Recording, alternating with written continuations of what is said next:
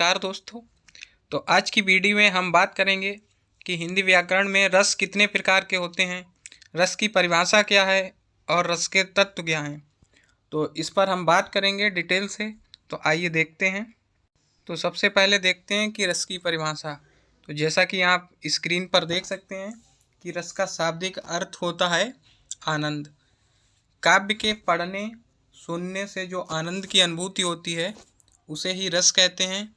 काव्य में आने वाला आनंद अर्थात रस लौकिक ना होकर अलौकिक होता है। तो ये रस की परिभाषा हो गई।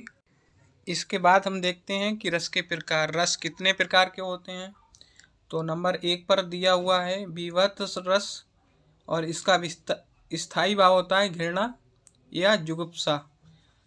नंबर 2 पर है हास्य रस, इसका स्थायी भाव है हास। नंबर 3 पर है करुण रस, इसका स्थायी भाव शोक। और नंबर 4 पर है रौद्र रस, इसका स्थायी भाव होता है क्रोध।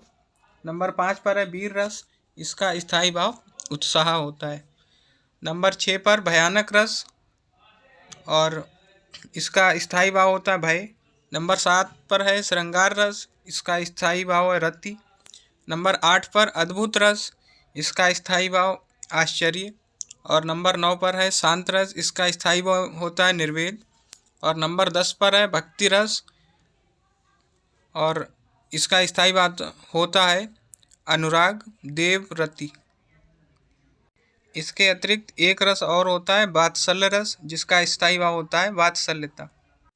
आगे हम देखते हैं कि विभत्स रस किसे कहते हैं। तो जब किसी वस्तु या व्यक्ति को देखकर या उसके बारे में विचार करने पर मन में उत्पन्न होने वाली घृणा या गिलानी का भाव ही विभत्स रस कहलाता है। इस रस का स्थायी भाव क्या होता है जुगुप्सा। नेक्स्ट आपके सामने दिया हुआ है हास्य रस। तो इसकी परिभाषा क्या होगी, किसी काव्य को पढ़कर या किसी की वेशभूषा बाड़ी आदि को देखकर मन में जो प्रसन्नता का भाव उत्पन्न होता है उसे ही हास्य रस कहा जाता है। और इस रस का, हास्य रस का स्थायी भाव क्या होगा, हास होता है।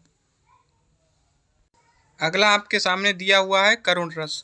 तो इस रस में किसी अपने के वियोग एवं दूर चले जाने से जो दुख या वेदना उत्पन्न होती है उसे ही करुण रस कहते हैं। तो इस रस का स्थायी भाव क्या होगा, शोक।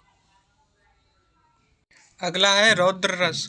तो रौद्र रस की परिभाषा है जब किसी एक पक्ष या व्यक्ति द्वारा दूसरे पक्ष या दूसरे व्यक्ति का अपमान करने अथवा अपने गुरुजन आदि के निंदा से जो क्रोध उत्पन्न होता है उसे रौद्र रस कहते हैं। और रौद्र रस का स्थायी भाव है क्रोध। अगला आपके सामने दिया हुआ है कि वीर रस किसे कहते हैं। वीर रस मतलब वीरता। तो इसकी परिभाषा है जब किसी रचना या वाक्य आदि को पढ़ने से वीरता जैसे भाव की उत्पत्ति होती है तो उसे वीर रस कहा जाता है।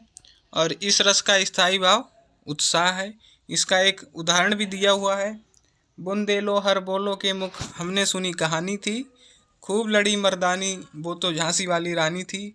तो इसमें वीर रस की उत्पत्ति हो रही है इस उदाहरण में। अगला आपके सामने दिया हुआ है कि भयानक रस। तो जब किसी भयानक घटना या बुरे व्यक्ति या वस्तु को देखने से उससे संबंधित वर्णन करने पर मन में जो व्याकुलता या भय का भाव पैदा होता है तो उसे भयानक रस कहते हैं।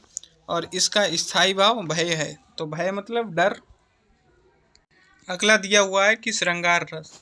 तो जिस काव्य में किसी नायक नायिका के सौंदर्य तथा प्रेम संबंधों का वर्णन किया जाता है, जैसे बहुत से मूवी वगैरह में देखा होगा या किसी भी कहानी में, तो वहाँ श्रृंगार रस होता है। श्रृंगार रस को रसपति या रसराज भी कहते हैं। तो ये इम्पॉर्टेंट है, इसे रसपति या रसों का राजा अर्थात रसराज कहते हैं। और श्रृंगार रस का स्थायी भाव क्या होता है, रति। अगला आप लोगों के सामने दिया हुआ है अद्भुत रस। तो अद्भुत रस किसे कहते हैं, तो इसकी परिभाषा नीचे दी हुई है। जब किसी विचित्र अथवा आश्चर्यजनक वस्तुओं को देखकर किसी व्यक्ति के मन में जो आश्चर्य का भाव उत्पन्न होता है उसे अद्भुत रस कहा जाता है। और इसका स्थायी भाव है आश्चर्य। अगला दिया हुआ है कि शांत रस। शांत रस किसे कहते हैं, तो जब किसी काव्य को पढ़ने या सुनने पर मन को जो शांति मिलती है तो वह शांत रस की उत्पत्ति होती है। और इस रस का स्थायी भाव है निर्वेद। अगला दिया हुआ है भक्ति रस। तो जिस रस में ईश्वर के प्रति प्रेम का वर्णन, किसका प्रेम का वर्णन किया जाता है, उसे भक्ति रस कहते हैं। और इसका स्थायी भाव है देवव्रति। अगला दिया हुआ है वात्सल्य रस। तो वात्सल्य रस की परिभाषा क्या है कि माता का पुत्र के प्रति प्रेम, बड़ों का बच्चों के प्रति प्रेम, गुरुओं का शिष्य के प्रति प्रेम और बड़े भाई का छोटे भाई के प्रति प्रेम आदि का भाव स्नेह कहलाता है। यही स्नेह का भाव वात्सल्य रस कहलाता है। तो इस रस का स्थायी भाव क्या होता है, वात्सल्यता या अनुराग। आगे देखते हैं। आगे दिया हुआ है कि नाट्य शास्त्र में भरत मुनि ने रस की व्याख्या करते हुए कहा है कि विभावा अनुभाव व्यभिचारी संयोगाद्रस निष्पत्ति, अर्थात विभाव अनुभाव संचारी भाव के संयोग से रस की निष्पत्ति होती है। और सुप्रसिद्ध साहित्य दर्पण में कहा गया है, हृदय का स्थायी भाव जब विभाव अनुभाव और संचारी भाव का संयोग प्राप्त कर लेता है तो रस रूप में निष्पन्न हो जाता है। तो इस प्रकार रस के 4 तत्व होते हैं। तो रस के 4 तत्व विभाव, अनुभाव, संचारी भाव और स्थायी भाव हैं। तो सबसे पहले विभाव की विभाव किसे कहते हैं, जो व्यक्ति किसी पदार्थ के बाह्य विकार को किसी दूसरे में भावोद्रेक करता है उस तत्व को विभाव कहते हैं। अगला है कि अनुभाव किसे कहते हैं, तो आलंबन और उद्दीपन भाव के कारण बने भाव को बाहर निकालने वाले कार्य को अनुभाव कहते हैं। अगला दिया हुआ है कि संचारी भाव किसे कहते हैं, तो व्यभिचारी या संचारी भाव स्थायी भाव का सहायक होता है। इस भाव के 4 वर्गीकरण किए गए हैं और उन्हीं के आधार पर इस भाव का विवेचन किया जाता है। और व्यभिचारी भाव की संख्या लगभग कितनी है, 33। और लास्ट में दिया हुआ है कि स्थायी भाव किसे कहते हैं, तो स्थायी भाव मन को जो विकार होता है वो मन का विकार ये भाव है। तो इस प्रकार रस के 4 तत्व होते हैं। तो रस को हमने डिफाइन किया। तो अगर इसकी आप लोग PDF चाहते हैं तो नीचे डिस्क्रिप्शन में लिंक आपको मिल जाएगी, वहाँ से PDF डाउनलोड कर सकते हैं टेलीग्राम पर जाकर। आज के वीडियो में इतना ही, धन्यवाद।